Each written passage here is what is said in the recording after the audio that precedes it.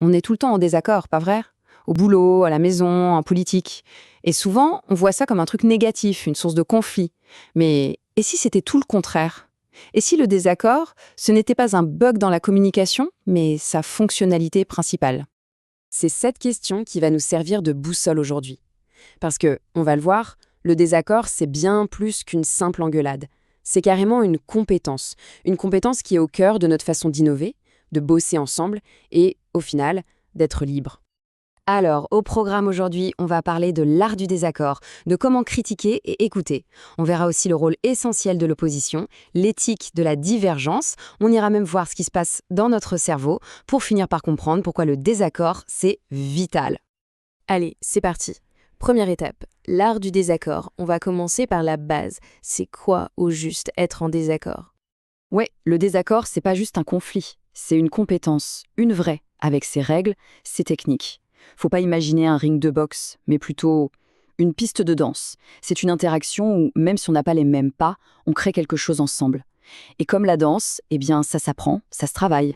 Bon, commençons par le plus proche de nous, le niveau interpersonnel. Critiquer et écouter. C'est là, dans nos conversations de tous les jours, que tout se joue. Alors là, hyper important, il faut savoir faire la différence entre la critique constructive et la critique destructive. La première, c'est un cadeau. Elle est là pour aider, elle est précise, bienveillante, bref, elle fait grandir. La deuxième, c'est du poison. C'est une attaque personnelle, souvent en public, qui ne sert qu'à blesser. Et savoir faire le tri entre les deux, c'est vraiment la base de tout. Alors, comment on fait pour donner un bon feedback? Il y a quelques clés. D'abord, parler en jeu, ça change tout, ça évite que l'autre se braque. Ensuite, il faut que ce soit concret, actionnable comme on dit, on donne des pistes pour s'améliorer. Puis, hyper important, on fait ça en privé, jamais en public. Et enfin, on choisit le bon moment, ni trop tôt, ni trop tard, pour que ça ait du sens. Et dans l'autre sens, bien recevoir un feedback, c'est aussi une compétence. La règle d'or, on respire, on ne réagit pas tout de suite. Le but, c'est d'écouter pour comprendre, pas juste pour préparer sa répartie. Ensuite, on essaye de ne pas le prendre personnellement. Ça vise une action, pas qui on est. Et enfin, même si c'est dur, on dit merci. Juste pour reconnaître l'effort de la personne qui a pris le temps de nous parler. Et bien sûr, tout ça ne fonctionne que s'il y a de l'écoute. Mais pas n'importe laquelle, l'écoute active. Ce n'est pas juste hocher la tête en attendant son tour, c'est vraiment essayer de comprendre ce que l'autre dit. On pose des questions, on reformule avec nos propres mots pour être sûr d'avoir bien saisi. Ça évite de se battre contre des moulins à vent et de répondre à côté de la plaque. Ok, on a vu le niveau perso. Maintenant, changeons d'échelle. Passons au niveau institutionnel et politique. L'opposition, un rôle essentiel. Cette citation de John Diefenbaker, elle est puissante. La liberté ne se perd que là où la critique a disparu. C'est limpide, non? Ça nous dit que l'opposition, le désaccord organisé, c'est pas un bug dans la matrice démocratique. C'est son système immunitaire. Sans ça, la démocratie tombe malade. Parce que le rôle d'une opposition, ce qu'on appelle une opposition loyale, c'est pas juste de dire non à tout. C'est un vrai travail de contre-pouvoir. Elle est là pour protéger les droits des minorités, pour surveiller comment l'argent public est dépensé, pour pointer les erreurs et proposer des améliorations. Elle informe le public. C'est un gardien, un garde-fou absolument essentiel. Allez, on zoome encore un cran en arrière. On passe au niveau culturel et éthique. Et pour ça, on va aller voir comment une autre tradition de pensée a abordé cette question du désaccord. Et là, on découvre un concept fascinant, l'irtilaf. En gros, dans la pensée islamique classique, quand des savants n'étaient pas d'accord sur un point de doctrine, ce n'était pas vu comme un problème ou un échec. Au contraire, c'était le signe d'une grande vitalité intellectuelle. C'était l'idée que, il peut y avoir plusieurs chemins pour approcher la vérité. Et ça se résume parfaitement dans cette parole attribuée au prophète Mohammed. Les différences d'opinion dans ma communauté sont une miséricorde. Une miséricorde, carrément.